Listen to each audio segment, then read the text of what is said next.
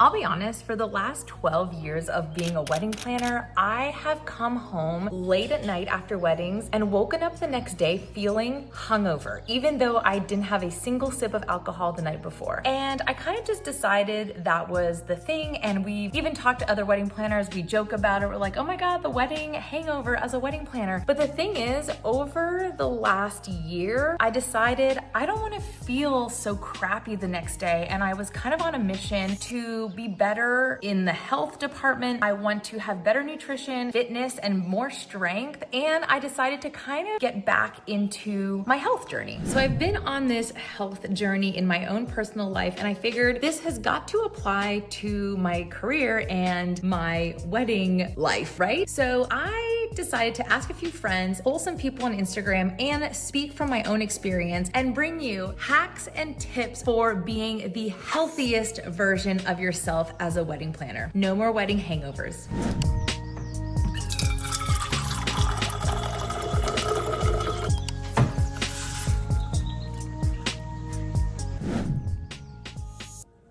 Ooh, salty.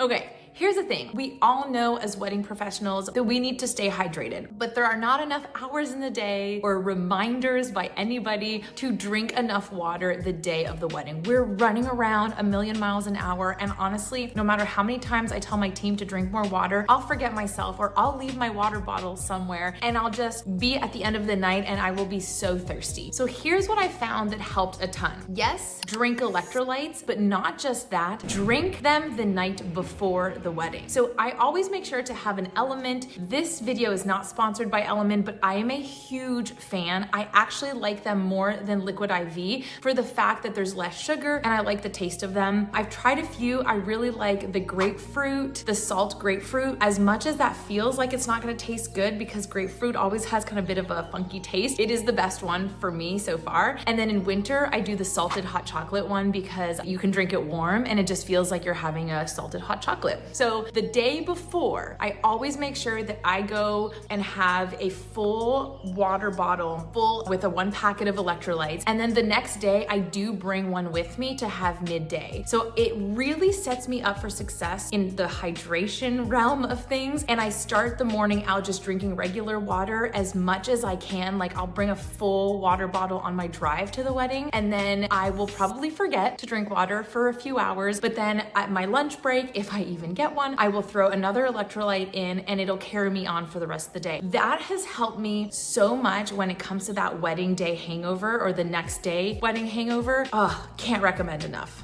Okay. Don't be too impressed. This is a 2-pound weight. But the other thing that I've really done that regularly, consistently, that has made a huge impact on how I feel the day after a wedding and even during the wedding day, strength training. I have not only experienced it myself, but I've also asked a few of my friends who are in the health and fitness world, and they've all recommended 3 times a week minimum for strength training. I think women especially, and again, I am not licensed to give any advice. This is just what I do personally. But something like 3 times a week really allows you to slowly build strength up in areas that you want. And it translates into helping you carry boxes on the wedding day or lift chairs or, squat and lift things with your knees as opposed to with your back. So I can't emphasize that enough. I mean, I've really experienced this myself. I've been doing strength training about 3 times, sometimes 4 times a week. And I just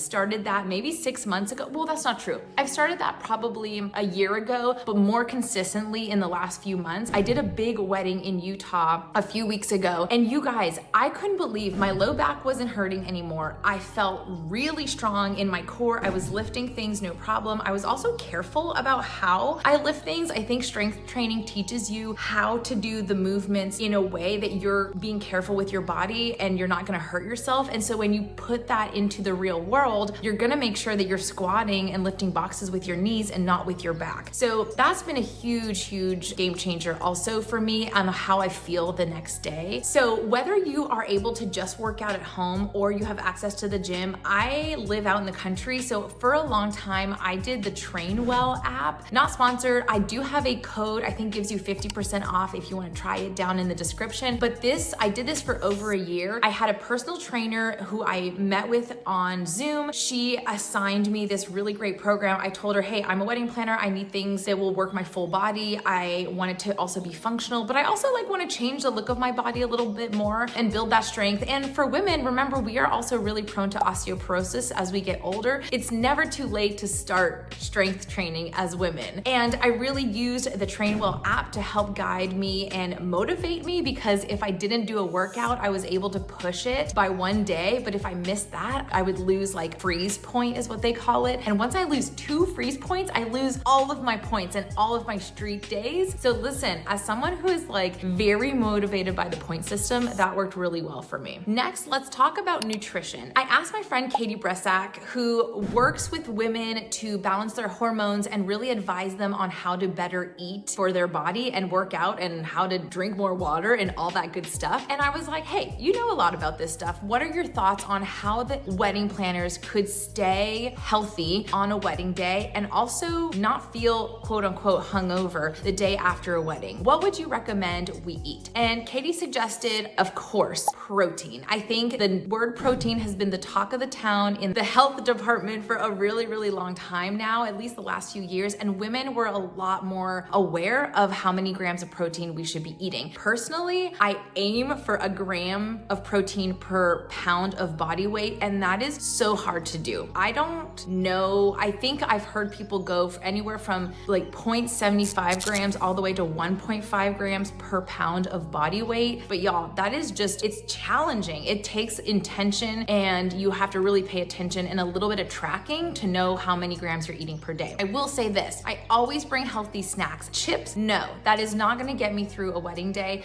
I bring my favorite things, beef sticks. So whether you like turkey or beef or just meat, I guess meat sticks in general, that gives me a good dose of protein. I, of course, bring my extra hydration pack of Element electrolytes that I try to do that midday, of course, and a little bit of carbs just to keep me fueled and energized and going for a little boost of energy. I will be honest, I have a hard time stopping and eating lunch on wedding days. You'll have to let me know if you are if you are so good at stopping and getting your lunch in on the day of a wedding, or do you kind of just breeze through?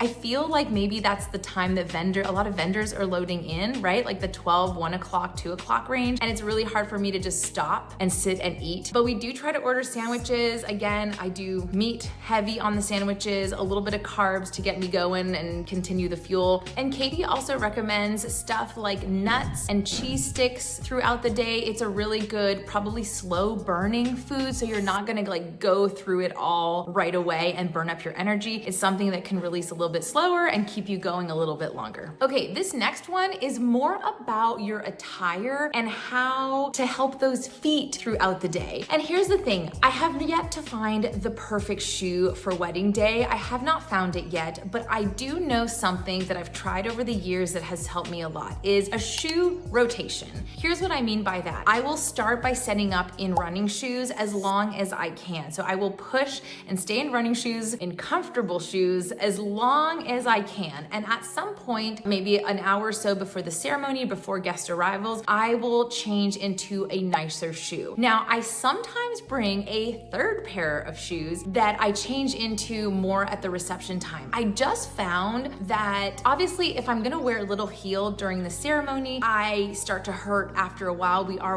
a lot, and it's not super convenient to have heels on, but I want the look of it for, especially if it's a black tie event for a lot of people. They come in, I wanna match the vibe, but I do wanna then transition to a different black shoe, perhaps during the reception and dancing. And then really at the end of the night, I'm switching back into my running shoes for cleanup, because at that point, I'm roll up my sleeves, get those shoes on. I might even put my leggings back on, my setup shirt, and I'm just tearing down. So rotating through multiple pairs of shoes has helped me so much. I even also purchased some little inserts that I just got at CVS or a drugstore, very generic inserts to put in there. And it's helped me just kind of put a little more support on my arch, where I found that I would get really crampy at the end of the night. If you do not own one of these or something similar, you're missing out. So this one's called by Sharper Image PP01. I don't know if is that even a name of something? I don't know. Also known, you guys know the Theragun probably, and you turn it on and this is like a massager. There are different speeds,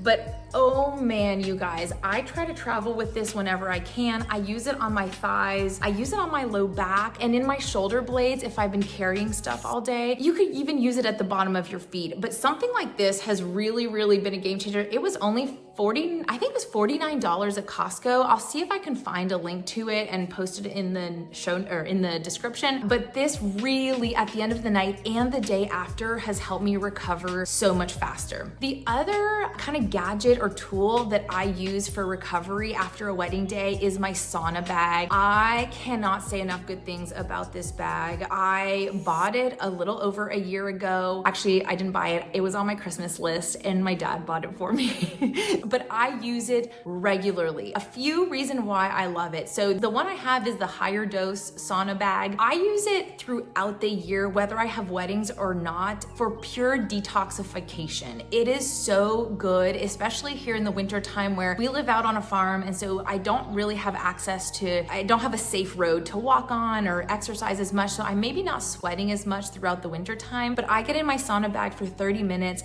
full detox mode. I do it before bed and I feel so good and I have the best night's sleep. But also it is really good for enhancing blood flow and for muscle recovery. So if you can imagine, after a wedding, I probably don't do it the night of the wedding because I get home and it's probably midnight and I'm just like exhausted. But the day after in the morning, I'll try to do a 30-minute sauna bag session. If you don't have a sauna bag, I would probably recommend doing an Epsom salt bath. Those are really inexpensive to purchase and you just sprinkle some in a hot bath and just sit in there for like, I don't know, maybe 15 to 30 minutes. I sit in a bath sometimes until the water's cold. I just start reading a book or I watch TikTok stories and I just disappear into my own world. So those two ways of detoxifying your body and really helping your muscles, chef's kiss. Okay, my last tip for you that's maybe a little bit unconventional, but rest assured I'm a certified yoga instructor, believe it or not. A few years ago, I took my yoga certificate and I taught classes for a while. And one of the poses they said was really good for muscle recovery and also getting fresh blood from your feet that have been like stagnant kind of all day. And maybe you feel that after a wedding where you're a little bit swollen in the legs, and reverting that, bringing it through your heart to pump in fresh blood. That pose is legs up the wall. I'm gonna show you what that looks like right now.